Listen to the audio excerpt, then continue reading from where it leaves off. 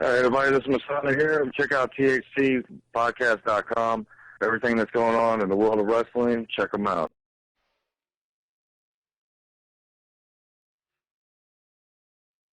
It's so hard for me to sit back here in this studio looking at a guy out here hollering my name. When last year I spent more money on spilled liquor in bars from one side of this world to the other than you made. You're not hard, just soft-spoken. Your jaw's broken. 36 cents piped down when he's all open. You're gorgeous, George, but I am George Foreman. Step on my toes and get your nose broken. Choke hold in the game, and you, sir, you will never ever know my name. I'm big spender, like I am big fan hater. So I decided to demand paper. And if I don't get it, you're gonna get a backbreaker. I'm barbaric, hot food leg, I'm all thin. Mr. Perfect, I am Kurt Hennig. Fuck the politics like New Jack, the hot tag with no minutes. I will humble you like Iron Sheik. Need a hitman like Bret Hart, better come and hire me. The hot tag, we double team. Hit your girl with this D, she got double D. Hit your girl with this wood like Jim Duggan, it ain't nothing. On until he went to brain busting. After sex, I just give her the woo. You would swear that Ric Flair just stepped in a row. Shoulder tackle the competition, that's leeching the filth. Undertaker the pussy, I put it back in the tube. He smooth like Brock Lesnar, I'll pay you for 5 seconds. King Kong Bundy, oh, Mr. Dan Savage. I really could have said I can't see Cena, but I can. Every week on Raw acting like a diva. Savages like Randy, veterans of Macho Man till Bray Wyatt bring him out through the hologram. Welcome to the hot tag. Welcome to the hot tag. Welcome to the hot tag. Welcome to the hot tag. You're talking to the roller wearing diamond ring wearing kiss stealing, wheeling dealing, limousine right, jet flying. Son of a gun, and I'm having a hard time holding these alligators down. THC Podcast, Tuesdays 8:05 p.m. THCpodcast.com.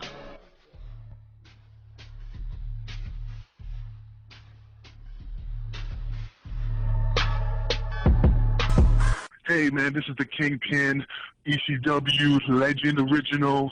Hey, if you want to hear the hottest stories, the hottest topics, the interviews that make people cringe of professional wrestling, you got to go to THCpodcast.com because it's the best show on the planet.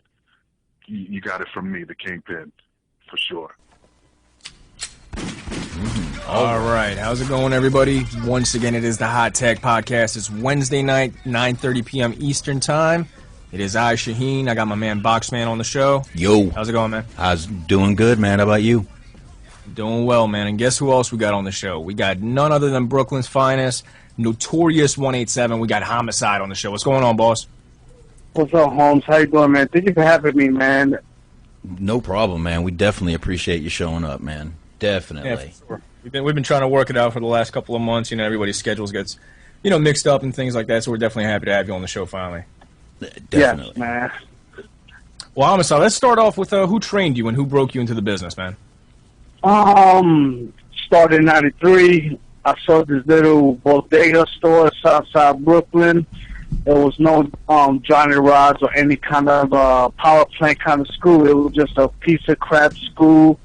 Got in there. I met people like Bandito Sr., this guy named White Star, Astomel, a bunch of cats from Puerto Rico, dealing with Carlos Colon. And I trained myself. I mean, I trained with people like this guy named Benji, another guy who used to be a world champion of a promotion called APR, Armenia, Puerto Rico.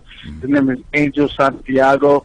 And I did my thing. I love baseball and wrestling. So I was working hard, trying to do everything what I could do to be a big star. And of course, I was a $180. I was a skinny, wannabe Undertaker and Sting kind of guy. Because right. I did not knew nothing about characters and who you believe in. So finally, I met Manny Fernandez, the Reggie Blue, who was, to me, one of the most hardcore, badass, mofo, and the best underrated wrestler of all time. I went to Georgia Pro in the mid-90s, and he just kind of taught me the right way how professional wrestling should be when it comes to, like, footwork, when your opponent's business, just everything is possible. And I changed my, you could say, character, because I was this gimmick called the Latin Terror. Like I say, I was like this wannabe Undertaker from the 90s and Sting. And it was bad. It was really bad. So my boy told me, hey, just be yourself. I don't know what the hell that meant. Be myself. At the time, I was dealing with a lot of gangbangers, you know, doing the stuff in the streets. And one day I saw a crew called themselves Plug It Enemy from ECW. It was in 95. And they was wearing hockey jerseys and, you know, a couple of white boys thinking they gangsters. And I say, man, if they could do it, I could do it. Even though I want to do family shows, I need a name. And my boy say, hey, we watching Cops. He said, how about we clean show Homicide? All right, we're going to do this for like 4 shows. Well, 4 shows became like 20 years. I'm still Homicide. And it's a crazy adventure, man. That's what it is. It's a crazy road. Nice. Yeah, man, that's how it happens, man. Yep. Yeah. But Homicide, you talked about who trained you. Now, we had Louis Ramos on the show last week, and of course you trained him, and he was briefly talking about, you know, how you trained Low Key and himself. Who are some other people that came up under you? We got Steve Mack, we got Mafia, Dead Mouse, Azarel, The Range. Man, I got tons of people. This cat named Grim Reaper's independent wrestler. Zeke Jackson, he used to be in the WWE, Lucha Underground. We used to call him Ricky Atlas, but they call him Big Z or something like that, Jackson, the WWE. I trained a lot of cats, man, maybe 22 people. I'm a big fan of the Wu-Tang Clan, and I always wanted to have like a clique. And just all of us get together and make some money and just entertain the fans and the crowd and just go just travel the world, man. And me and Low-Key, because he's like my #1 student, and he's the one that works so hard. And he takes everything very, very seriously. We just traveled the world, man, and we just came back from Australia, and we just can't believe it, man. We came from the doghouse in Brooklyn, New York, and be like in the beaches, Australia, mess around with jellyfish and sharks. Of course, I was lucky because he think he's Daredevil or something, and my ass was in the sand smoking a blunt or something. I don't fuck with that. Excuse me for language. No, you're good, man. You're good. Yeah. So basically, you trained the whole hit squad, basically. Yes, and that's my clique name, you know what I'm saying? It's the infamous Hit Squad. You know, it's not only Dead Mafia and Monster Mac. It's just the entire crew behind the scenes, Law Louis. You know, just everybody. You know, we got the Doghouse crew. That was my old school that Bobby Lombardi owned, and also my partners was Leighton Wilkerson. He was TOT. Law Louis was one of the, you could say, producer or bookers and trainers. But yeah, man, just everybody from the Hit Squad. I train everybody from the Hit Squad because that's what I want to do. I want to have a clip because back in the 90s and also like early 2000, it was all about not only territories but states. You know, we want to represent New York. We have people from Jersey. Of course, you have people like Reckless Youth, Don Montoya, Mike Crackerbush. You move down to Philadelphia, you got Trent Acid, you got Johnny Cashman, you got all those guys from CZW. If you move down, you got Baltimore, you got Ruckus, Adam Flash. So we wanted to rep New York, and I think we did a beautiful job right now. Now we got people like House of Glory, who are owned by Amazing Red and Brian XL. They're doing their thing right now. You know, if you go to Jersey, you got Mike Morgan, who got his own promotion, his own school. It's called Ace. You go to Philadelphia. Now you got the brand new CZW with Black G's. You know, even though my boy Joker, he's not around because he's doing the real life, you know, working, being a businessman. But he's part of the Philadelphia crew. So things are doing good right now. Yeah, for sure. Now, you were talking about Jersey All Pro. And, of course, Jersey All Pro's next show is November 14th at the Rahway Rec Center. So you're going to be reuniting with LAX. Have you kept in touch with those guys at all? Oh, yeah. Yeah, I do, man.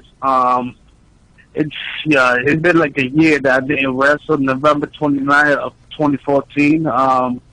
Me and Hernandez, that was my last match. And I told Hernandez and even Cornette, man, we got to do this one more time. And, they say, hell yeah, let's do this.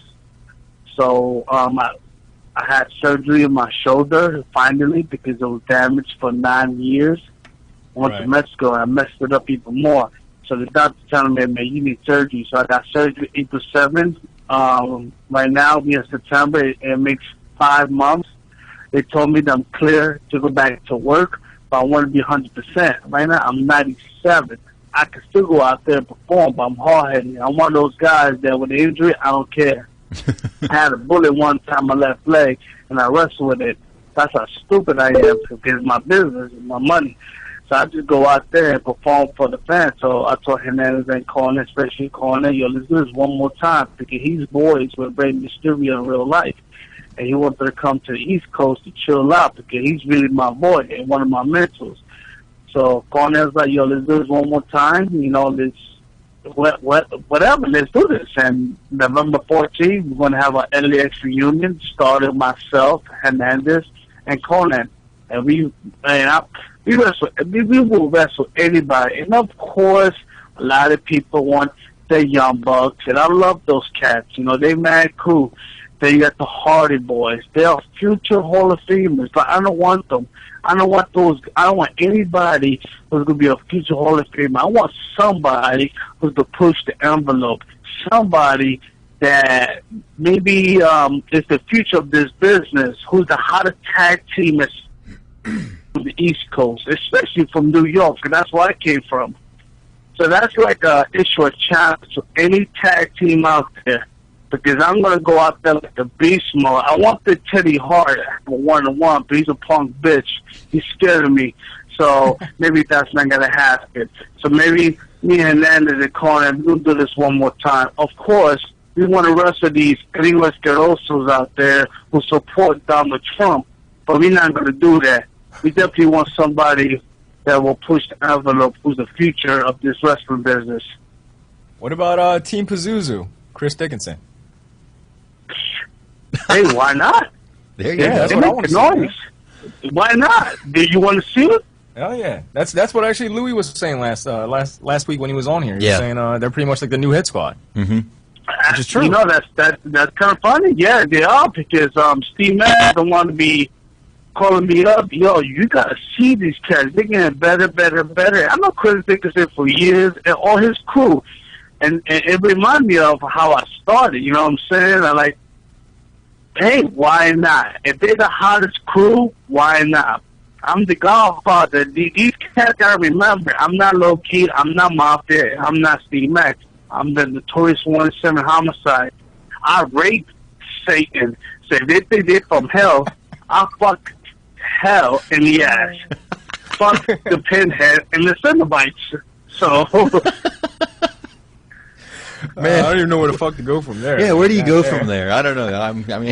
What do you want to do? Hey, why not?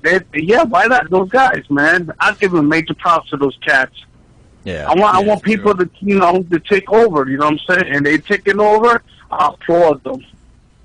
Definitely. Now, you mentioned Teddy Hart. Any thoughts on Teddy Hart other than him being a bitch? He's a bugged out dude, man. Like he smoked crystals from Pluto. I don't know, man. He's weird. Like, I got mad respect for him. He come from the Dungeon family. Rest in peace, Owen Hart, Brett, Jim Neidhart. But Teddy, come on. This dude trains cats to do backflips and stuff like that. Right. Like, you gotta think about that. He trains cats. We train dogs. But this dude trains cats. He got talent. Yeah? Yeah, he does. So, like, I don't know, man. He's weird. Me and him got a feud for years, and I feel like it's not over yet. You know what I'm saying? So we need one more fight. Yeah, you guys had a bloodbath. What's up? I said you guys had a bloodbath in Jersey All Pro. I remember that. Oh yeah, man. We definitely is that magic out there, man. And I've been telling Manny Fernandez, I don't know if you remember this. It's like, yo, I got a cat out there that it's like a Terry Funk and a Dusty Rhodes feud. No, excuse me, that's Steve Corino. That's another dude. But Teddy Hart, I think it's more aggressive than the Bret Hart and the Shawn Michaels feud because they make peace. I don't make peace. Yeah, I hear that. I don't. My piece is just roll a Dutch. That's it. I don't give a damn about you. That was actually one of my questions, man. Weed or alcohol? Which one? Wow. Wow. You have to choose one for the rest of your life. Which one would you choose? That is the most toughest question ever. I gotta. Me and you my sound boy. like you're smoking a blunt, so I'm gonna say weed for you, man. You know, I'm gonna say that because me and my boy. I can't say his name, but just say he works for the NXT. Right. And he's from an island. You know, his first initial name is SJ. Right. You know, we be smoking that banana kush. It's a medical weed. I gotta give them props for the West Coast. You know what I'm saying? Because woo, it's one of those. Like you definitely gonna go out there like Ric Flair. Woo, it's really good like that. they should call it the Flair then. That's what they should call it. They should change the name. Yeah, they should change the name. You smoke it come on natural. Like woo, oh damn, I feel like a 16-time champion. I don't know where it is. Just instantly hits you with the 16 times. You start strutting Yeah, around. man. But when it comes to drinks, I'm a Henny guy. Hennessy, I don't know, maybe it's a Brooklyn thing. I don't know what it is, but I'm a Hennessy guy. But one of my boys, Joker, or Philly Most Wanted, he introduced me to, what's the name of it? Wild Turkey, the honey roasted. Ooh, oh, yeah. Delicious. Yeah, a lot of them whiskeys now are coming out with a lot of them honey and stuff like that. Maple, all kinds of stuff. Yeah. Now, you know, of course, Lucha Underground, you know, if they're coming back for a second season, that's like, you know, a perfect spot for you to at least, you know, have a couple matches up there. Is that something that you'd definitely be interested in? Yeah, man, my radar is with them. Yes. I'm very interested. Me and Cornette, we spoke about it. It's just kind of funny because, like, 2 years ago, Cornette was telling me this project is happening. It was Lucha Underground. And when I seen it, I got hurt. You know, I had surgery. I'm like, fuck, I missed out. But as right now, man, fingers crossed, I hope they're going to have a second season because I love the product. It's different. And I feel like I should be part of that brand, especially a guy from the East Coast coming to the West Coast because a lot of luchadors out there. So let's bring a guy from Puerto Rico, New York, going to the West Coast. I think it'd be a crazy second season. I hope things go well. Yeah, I definitely hope it's a second season. We've been talking about how great that show is. I mean, between the production value and the talent on that show is just, I mean, second to none in my opinion. So. Yeah, I just became a fan of this guy. His name is Pentagon Jr. And I don't know what's about him, man. He reminds me of myself when I get drunk. I don't know what it is. You just go out there and just want to break people's arm, you know, telling stuff like, I did it for you, maestro. Like, he's a nut. I like it. I like crazy people, you know. And hopefully, when second season come along, man, I want to be on that part of that project. Same thing with Spanish Angel. I think he should be on that project, too. Maybe somebody needs to check him out because he's from the Midwest right now, you know. But a guy of his size, he knows what he's doing. Plus, he's an old school cat, so he knows what he's doing. Yeah, definitely. Now, you know, speaking of Pentagon Jr., I think he's definitely like a mix of you and Damien 666. What do you think about that? That's why I was telling Loki the other day. Like I say, he's like me and Loki mixed together because of the kicks. But yeah, Damien 666. You gotta see his son, Batista 666. That's another cat who got a bright future. And if those two team up, man, I think the tag team seems to be very scary. Yeah, like, actually, I got to do some extra training. Yeah, actually, I got to see you wrestle those guys at Mass Mania in Philly. You remember that show, the Lucha show? Yes, man. Like, I loved it because two reasons. Black G's, Ruckus, Blackout, you know, in Philly is their town, is their arena, teaming up with them. Not only that, Sabu was part of it. To me, Sabu is the man when it comes to the ECW arena. Right. You know, so it was kind of cool. Plus, you know, Batista and his kids, You know, it's almost like, man, you're watching the future right now, the wrestling business. But it was I think that the entire show was kind of off the hook. I did not knew it was a lot of Mexicans in Philadelphia. They're like taking over like NWO, bro. It was so good. It was, yeah. No, it definitely was, because, like, you know, I'm from Philly, so I'm used to going to the arena all the time. And, like, the crowd was completely different, because it was more, like, family-oriented. You know, everybody had their families there and shit. It was different. So, when we were doing the chants, it was awkward, you know? Yes. Yeah, I was completely shocked. Like, I loved the White and La Paca's match. I forgot what match was it, but it was throwing dollar signs or coins. Like, you know, like opera, they throw roses. They were throwing money in the ring, because that's a traditional in Mexico. They do that. That means, like, the performance was so good. It was like a 5-star. So they did it in America. And I'm like, shit, man, they're throwing dollars. I was going to go out there and check it out. You know, but I like that. They were chill. And we got to make that a tradition here. But you said you like crazy people, man. I mean, one of my I can't say it's one of my favorite Ring of Honor shows, but it's one of those that always sticks out to me, and it's one of the ones from the earlier years. You teamed up with Abdul the Butcher at the first night of the Butcher. Any thoughts on Abdul the Butcher and working with him? I mean, honestly, I forgot about everything. The only thing I remember is he was telling me like a couple of advices before the show, and he ended. He just gave me his fork, and to me, I took it like, wow, he passed me the torch. You know, that's why I use the fork a lot. You know, it was no story. It was just one of those that he had his own fork, and he just gave it to me. So me and the book at the time gave Spicoli, excuse me his last name, but he told me we should start using that, and it was the Getter fork. And I'm like, okay, you know, and I don't know how to so-called do it fake. Everything was real, because come on, you give me a weapon, everything's gonna be a real. I'm not gonna hold back. Right. So it was just kind of cool, man. With Abby just give me a couple of vices, and in the end, he gave me a fork. Now this rumor I'm hearing about himself is just sad, because he's a legend in this sport. And now I'm hearing this crazy rumor that he don't have time to see. It's like, man, good luck in your life, man, because I don't know nothing about that. Yeah. Now, speaking of, you know, using the weapon and using it correctly, New Jack is one of those guys. Did you ever get in the ring with New Jack? Because I think that's one of those, like, dream matches that needs to happen. I did at JP back in the days in Bayonne. This is where he was in ECW when the Gangsters was, like, came, I think it was 97. And he wrestled myself and KD. But it was, like, early, like maybe 97, 98, and 99. Now that I'm more experienced, you know, it'd be good that me and him face each other one-on-one or team up. It doesn't matter. Yeah, definitely. Back in the days, I was just, you know, waiting years. Now it's different. Yeah, well, he's talking about making a comeback, so, you know, never say never. Maybe that'll happen in Jersey All Pro. But, you know, you were talking about ECW. If ECW didn't self-destruct, do you think that you would have been one of the main guys that would have carried the company through the next era? Because I know Low Key was showing up at the shows. So did you ever have any contact with Paul Heyman, or did you have any plans of, you know, kind of coming to ECW? Actually, New Jack was helping me. He was giving me a couple of items, a couple of things. I went to, I forgot, I think the Mixer Center upstate. He took me there.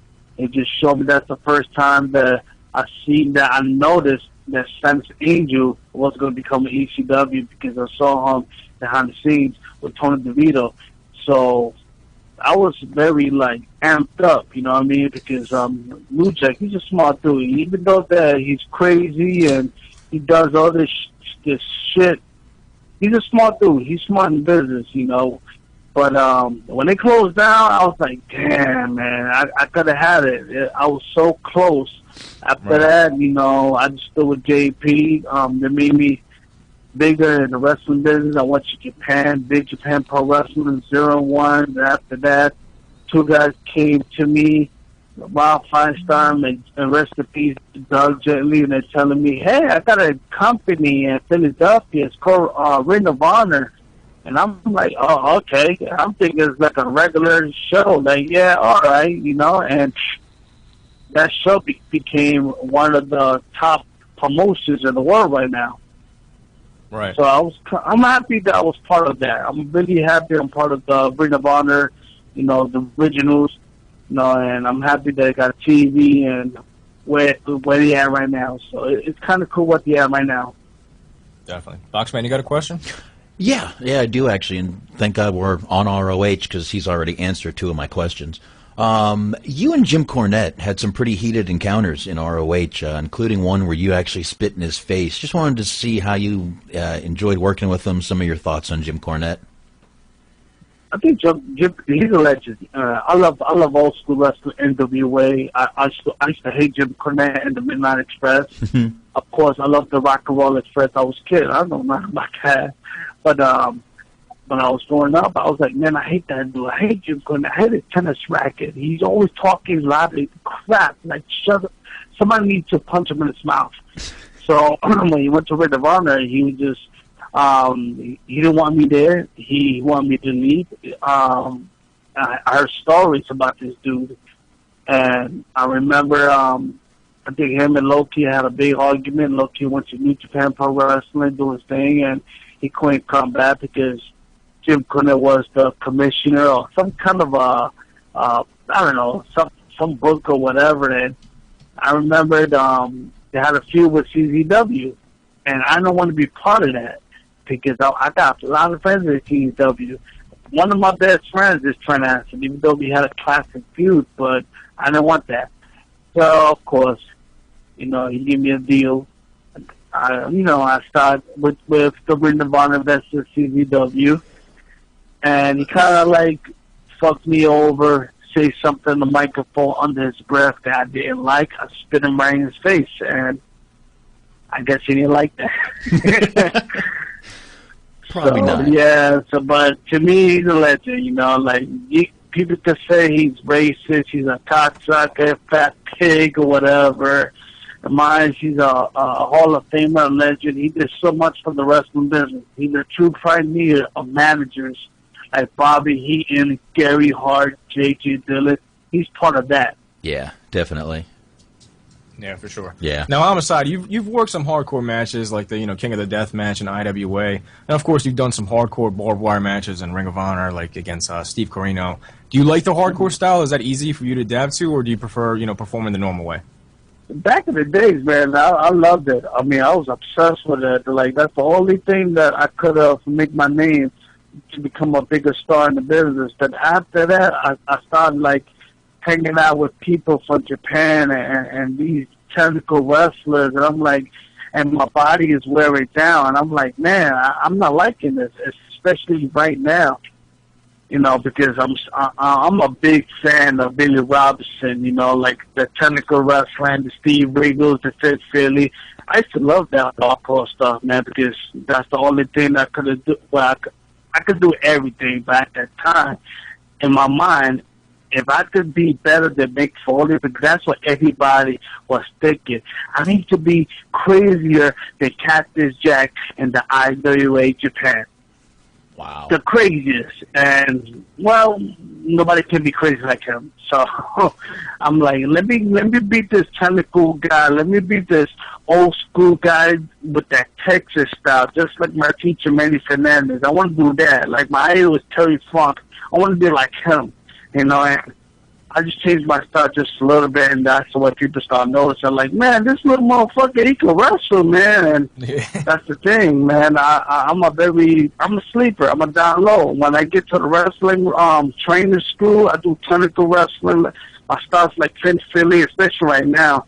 That's still regal. So I'm on TV or in the independents, I like to do brawling. But now it's different. When I come out, my comeback, it's very different. I'm doing my terms. If I want to do technical, I'm going to do technical. Yeah. Now, we talked about Jersey All Pro, but another company that was making noise in the Northeast area at the time was USA Pro. And then later on, they did some UXW shows. How was it working with Mass Maniac? And, how was the locker room back in the day? Because everybody pretty much came through that locker room similar to Jersey All Pro. It was very, very long. Show started at 7 and at 1 o'clock. But he's Frank Goodman is one of the guys that hooked me up the wrestling independent scenes in New York City. So I gotta give him props. I never had a problem with him when it comes to business, when it comes to anything. He gives me the right matches, and I respect Frank Goodman. I mean, it's a couple of things. I came from the old school thing. Like, I don't like. I heard rumors about ticket sellers and all this crap. I'm not into that, But I got to give him props, and he did good for me. So I can't bash on USA Pro. USA Pro was one of the companies that I did so much. So I'm happy I did a couple of stuff for them. Yeah, anybody wants to check those out, check them out. They're about like 7-hour shows. So. Oh yeah. If you love wrestling, just go up to USA Pro, get drunk. You're gonna enjoy it. Yeah, there you go. Now of course major the majority of your career you're wrestling in the Northeast. The New York, New Jersey, Philly area. A little biased because you're from Brooklyn. But which one do you prefer? You prefer the Philly crowd or like the New York and Jersey crowd? Man, they're both insane. I swear to God, they're both crazy. That's a great question. Wow. I think I prefer New York because I'm so used to New York. Yeah, I figured. Like if you wrestle in front of like maybe 14,000 people, even 500 people, and I mean Philly is hard, man. They're hard, but they're very passionate too. It's still passion. Like right now, I live in Philly.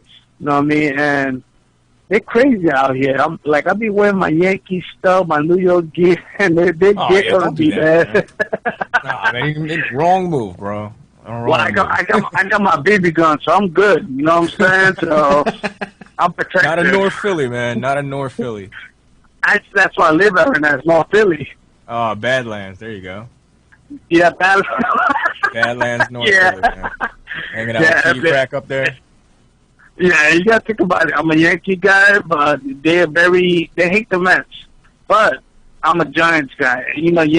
Eagles, they're very passionate, so. Right. I'll be having my bulletproof vest and my little hammer on me, so I'm good. But they're very passionate. I give them props. I like passionate people. But damn, bro, like seriously, I don't know if you're bitter or passionate. Like, come on, smoke some shit. Calm down. Yeah, there you go, man. Good idea right there. Now, speaking of Philly, I went to all the Extreme Rising shows being from Philly.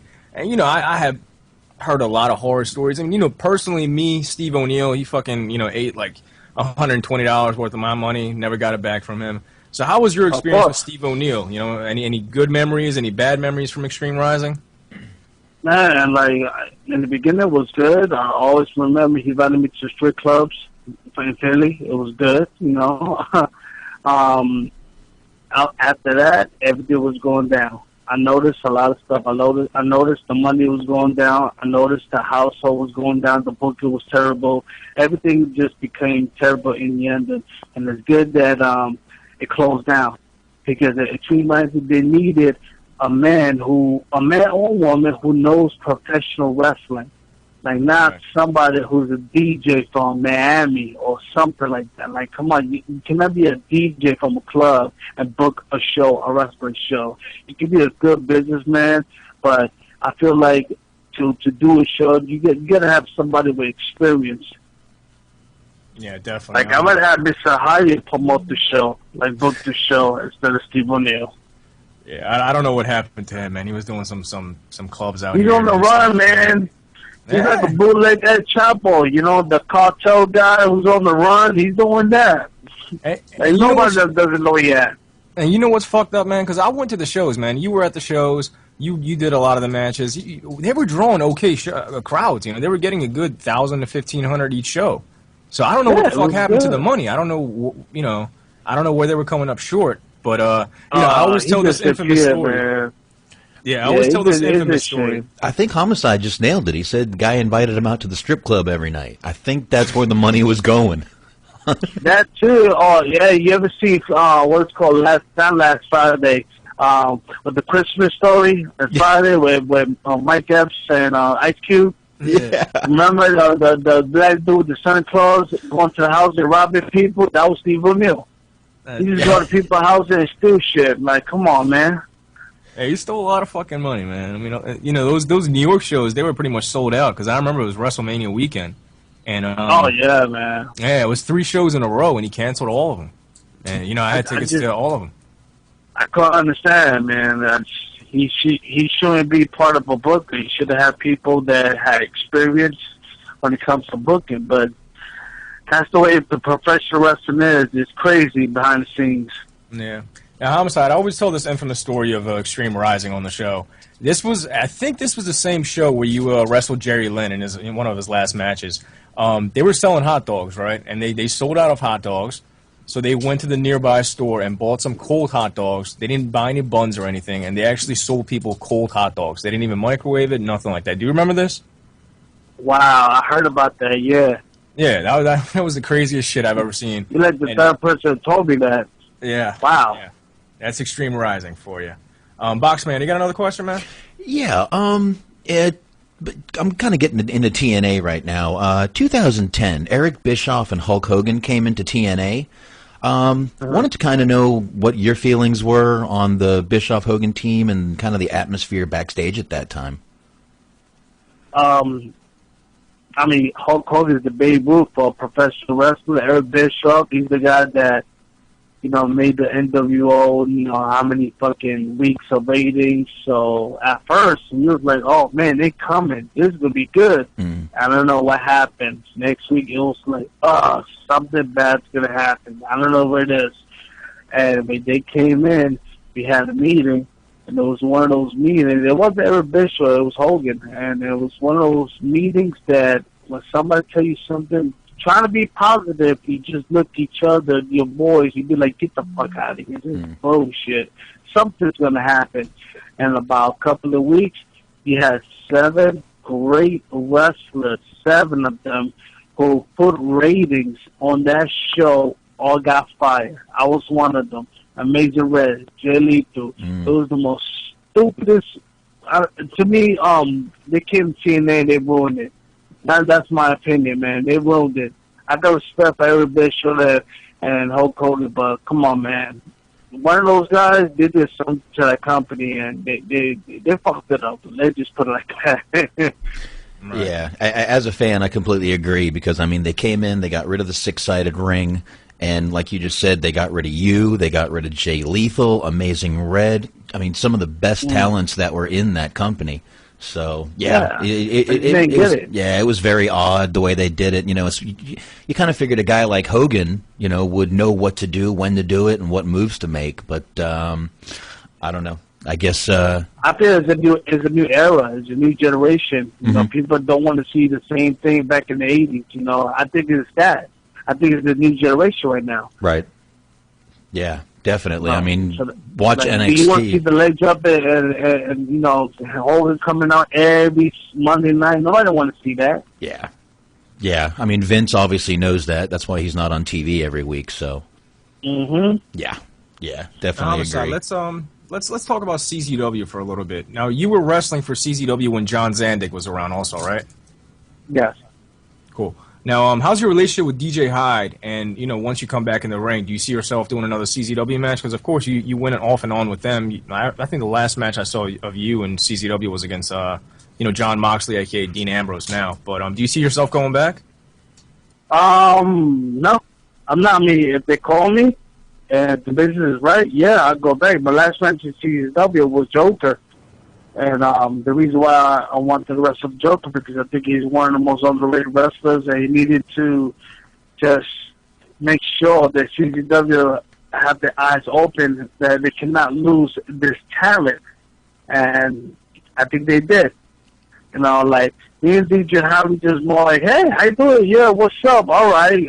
Who I got? This guy? Okay, how much? All right, bye. That's it. That's our relationship. Johnson, I got respect for him, too. But I was not really a full-time CZW guy. The first time I went to CZW, we had...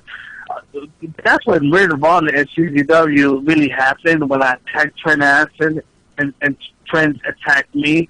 So my first match, actually it was my best match in the ECW arena at CZW. It was the best with Trent. It was my first match in CZW. And after that, I did a couple of shows, and John said, you got to come back. Okay, after that, I lost. Then I was in Japan and Australia and stuff like that in the UK. Then that's when I heard that John Semick and Feature High bought the company. So I came for a couple of shows with Feature High. You could tell things are changed. It's not the same. I'm not saying that it's bad, but it's not good, but it's different, you know. And it's just one of those like, okay, I'm wrestling him. All right, cool. You know, that guy. All right, cool. And that was it. Now, if he tells me, hey, you want to come back to the okay, you know, who I'm wrestling, this guy, nah, I pass. You know, so I'm just going through my terms, you know, like, I used to be a yes man back in the days. That's changed. Right. Well, it should with time, so. But, Boxman, you got another question, man? Yeah, actually, I got a question here from Spencer. Wants to know kind of a little bit about your work with Colt Cabana around 2005 and 6. Just wants to get some of your feelings on it. Do those matches stand out to you? Stuff like that. Well, at first I wanted to kill him.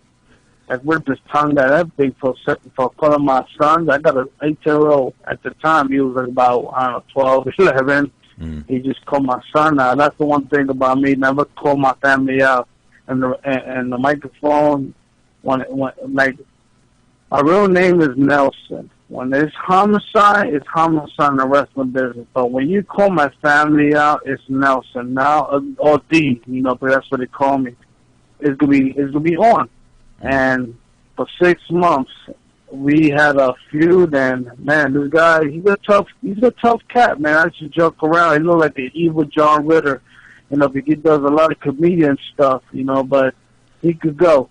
He took a lot of punishment because I wanted to cripple him. Me and Julius Smokes. So when I say cripple him, I don't want him to walk. I see him calling me, hey man, just chill, you know, like that's my best friend. You know, it was bad. But after that, I noticed, man, like, this guy got heart. And I remember the last street fight in Ring of Honor in Chicago. I went to the hospital that day because we had, like, a chair riot. And I spent my day in the hospital. And me and Julius was saying, man, this guy is tough. Cabana, he's the real deal, man. I got mad respect for Colt Cabana. Nice. Now, you mentioned Punk. You know, you got to travel with Punk. Well, any thoughts on Punk? Because I know on video he's done one of the best impersonations of you. I love him, bro. Like, he's one of those fucking bastards. He, to me, is the king of assholes. Right. But I really appreciate that when you're a millionaire, you still call back. I got a cardinal rule. Like, never, ever forget where you came from. Like, I left the hood. I left New York. I went to Florida. Right now I'm in Philly. I got a family. I never, ever forget where I came from. I always go back, you know what I'm saying? I always talk to people, be humble. This kind of, he's a millionaire. This motherfucker is in the Forbes magazines, you know? He's like, maybe, he's richer than Hulk Hogan and Ric Flair. You need to think about that. So, to me, it's like, you know, like, I appreciate it. He still called me. He said, hey, man, what's up? What you doing? You know, and then we talked about baseball, like, how's your Chicago Cubs? You're like, fuck them, man. It's all about the Blackhawks. I'm like, okay. You know, but I hope he's doing good right now, man. I just spoke to him for a couple of months now. He's doing that UFC. He's very serious about that, and hopefully he wins, man. I know that he didn't have no boxing striking skills, but I know he got good teachers, so he's doing good. And like I said, man, I got mad love for Punk, man, because he's one of those guys that never forget the poor people, the little people, you know. Nice. Yeah. Now, do you have any favorite up-and-comers in the wrestling business that, you know, you have, like, high hopes for, or you think you have a bright future in the business? Oh, yeah, I've got a couple, man. I was talking to my boys about this. We were just talking about this earlier today. Earlier they do Papuzo, Chris Dickerson, the tag team, Michael Ortiz, Kike Sanchez. I knew him for a while. You know, actually, my daughter is a big fan of Kike Sanchez. Nice. You know, I got the whole crew. They're doing good. Hopefully, they got their heads up. You know, they'll be humble. They don't be a bunch of fucking dickheads. You know. Like, you know, those rock and roll bands, they're like Motley Crue, they do cocaine, they think they're better than the whole world. hope they're humble and they're gonna take over shit. I see people like Ken Broadway from House of Glory, Smiley from House of Glory School, Drew Dalek from the CW. He's one of my favorites right now. Of course, I trained him, but I think he still got gas in the tank. His name is Papa Don, the Greek god. Oh, yeah. He's a veteran, but he got better. So he got something. If we go to the West Coast, my former partner, who I still talk to, B-Boy, the New Age Punisher, he's still doing his thing. Man, well, I know they're not upper comers, man, but I always say that Bobby Roode, he should be in the WWE. That guy is so awesome. The same thing with Eric Young. I know everybody's like, no, they suck. They from TNA. Man, those two cats, Eric Young and Bobby Roode, they should be in the WWE. But when it comes to upper comers, I gotta say Team Papuzo, Ken Broadway, Smiley, Black G's, even though he's a veteran, but like I said, Papa Don, the Green God. They got The Range. They got a new character right now. He used to be in JPW. So, yeah, I can say those guys. I got many more, man. I got a list. But if I say the top guy, it would be the guys that I mentioned. Nice. That's a pretty good list, though. But, Homicide, you also work for 3PW. Any good locker room stories? Because that was a pretty good mashup of, indie talent, ECW guys, old school guys, all mashed up in one locker room. Oh, man, that was a great promotion. The only story that I got, it's not really like, it's something like I don't know, maybe you could tell me. One day, Terry Funk comes in the locker room. I'm like starstruck. Look, Terry Funk is my idol. The first time I met Terry Funk, I'm like, holy crap, it's Terry Funk. And he's like, hey, man, do you saw Virgil? And I'm like, Virgil? Like, I don't fucking know Virgil's out here. We talking about Virgil, the $1 million man Virgil.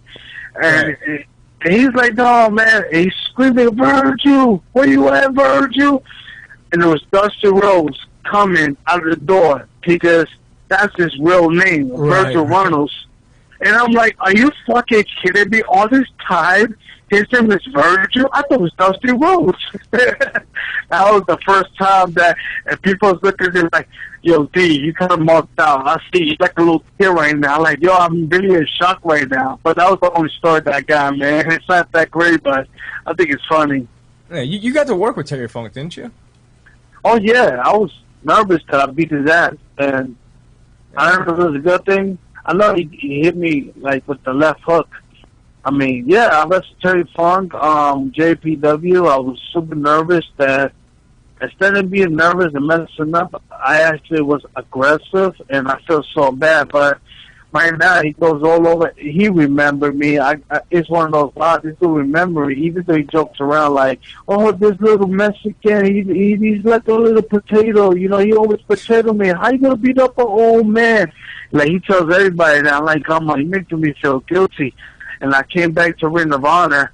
It was 9/11 of 2010. Actually, he was the special referee when I made my return.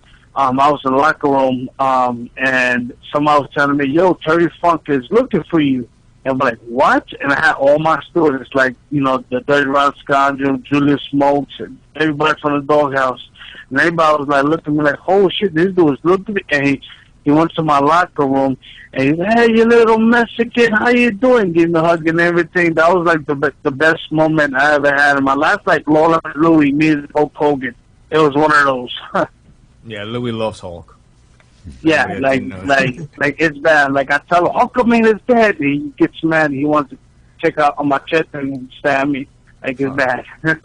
We forgot to ask Louie how he feels about Hulk now. We should have asked him that last week. Yeah, you should tell him, like, this is a question. I always mess with him. Hulk Commander really died and came in the ring, and the one who killed him was Yokozuna. You got to think about that. Yeah, never really came back like that, but not really. Think about it. And the Yokozuna hit him with the leg drop. Hogan's finisher. now tell Louis take that. Well, speaking of Hogan, where do you stand on the whole, the racial scandal with Hulk Hogan? What do you think of it? I think he did a mistake. I don't know personally. He's a real racist guy, but I think it was one of those. Everybody jokes around. Tama's not around, you know what I mean? But he took, for him saying, I got mad when he said, like, oh, that was my culture. Back to South Tampa. Right. Everybody said, dude, first of all, ER is different from the NIGGA. It's different. Like, you telling me that you go into the neighborhood and saying the word with the ER in the end? Get the hell out of here. You're bullshit, man. So.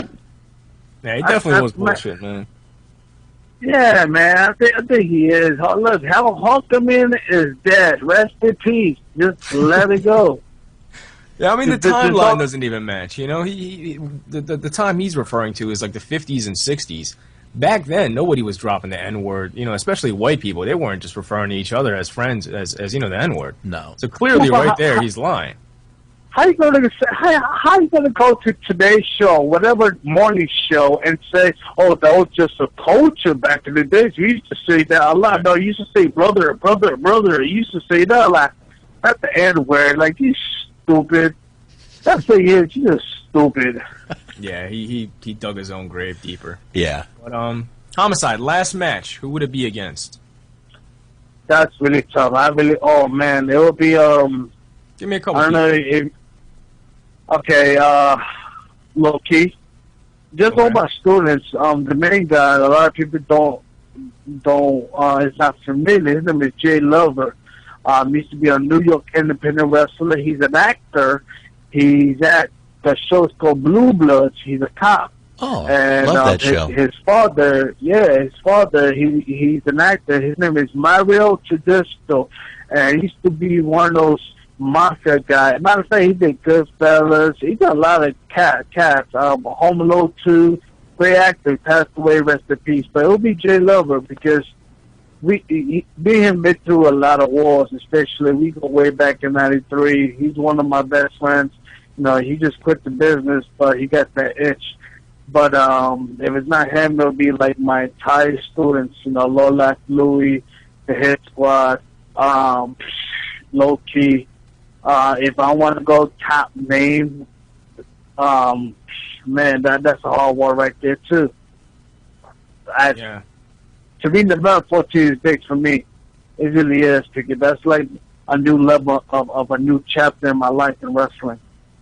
And Cornette and then, oh, it's gonna be amazing. I mean, you got Low Key versus Rey Mysterio. They're supposed to have a feud in WWE back in the days. Couldn't do it because Rey Mysterio had his injuries. But now they're gonna bring it in New Jersey, November 14th.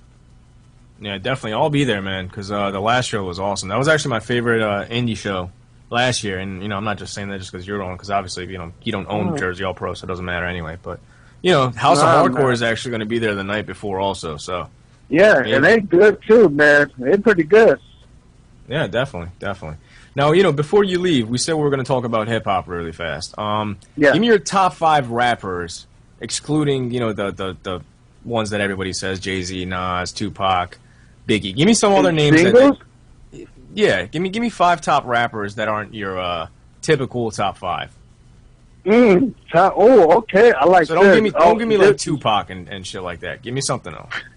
Well, I'm not a fan of Tupac, to be honest with you, but all right, good. Okay, I'm gonna give you my 5. I'm gonna leave it all time. Number 1 is Biggie.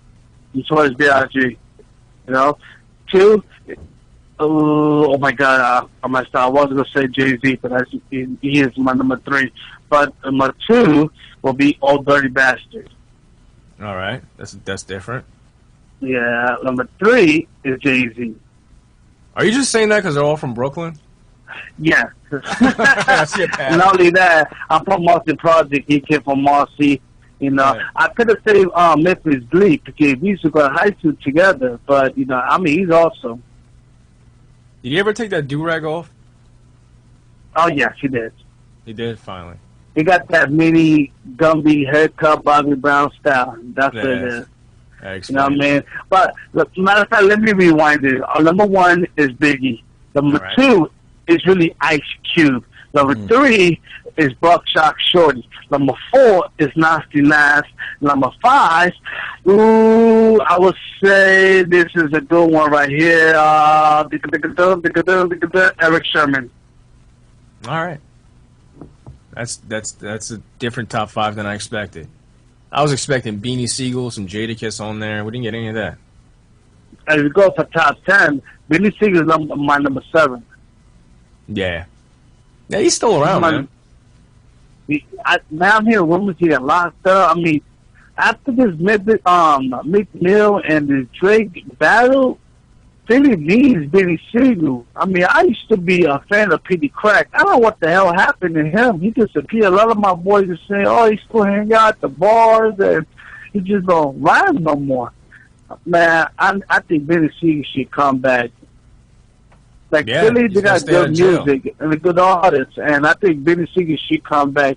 Meek Mill, man, yo, I know a lot of hip-hop heads still, oh, Meek Mill, man, he just crushed us. He's supposed to represent us. Now you got this cat from Toronto who destroyed us. I'm like, man, all I can think about, at least you got Kevin Hart, man. He's the number 1 guy right now in Philadelphia. Well, it's true. I mean, I'm not sure if you're familiar with Meek before he got signed, but you know, he was a battle rapper. You know, I knew Meek, back, like not personally, but I knew of Meek. I always saw his videos.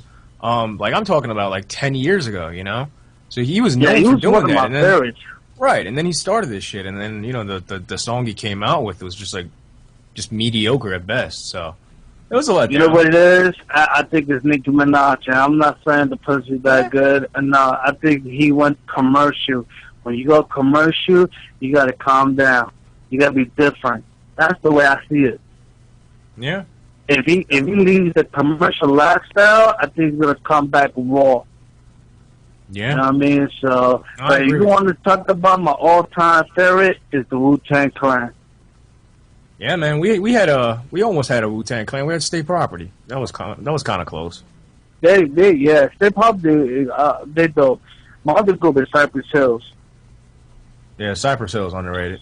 Yeah, I like Cypress Hills. They're very popular Western. They still doing tours, and they good. They still good. But Wu-Tang is also. I'm sorry, Redman. He's number 6, my single guy. Redman I love is another 90s, underrated. man. Yeah. What about Capone and Noriega? You like them? I like Noriega. Capone, he's just confused. You get locked up, come back, like, come on, dude. Like, seriously, I like Noriega. I mean, I like that CNN, the War Report. I like the album. That's a classic. Right. Yeah, man. I mean, New York hip-hop back in the 90s was something else. Now it's like... Oh, for real, man. Hey, do you remember when Dawes Effects came along? They did the Headbangers. That's the hit squad. It was Redman, EPMD, Dawes Effects, K Solo. I was like, yo, these guys are ripping it. That Wu-Tang Clan just came and like destroyed everybody. Wasn't Keith Murray with them? Was that Keith Murray? Wasn't he with them? He wasn't part of the Hit Squad crew, but he was down with the Death Squad. I don't know if you remember. EPMD broke up. Tyler Schmidt had his own group. Right. And Keith Murray went to his group. That's another guy. He's very underrated. DMX, too. Everybody says that he's a Crackman X. Man, that dude is dope. He still got it. Even though all that crack he does, I don't give a damn.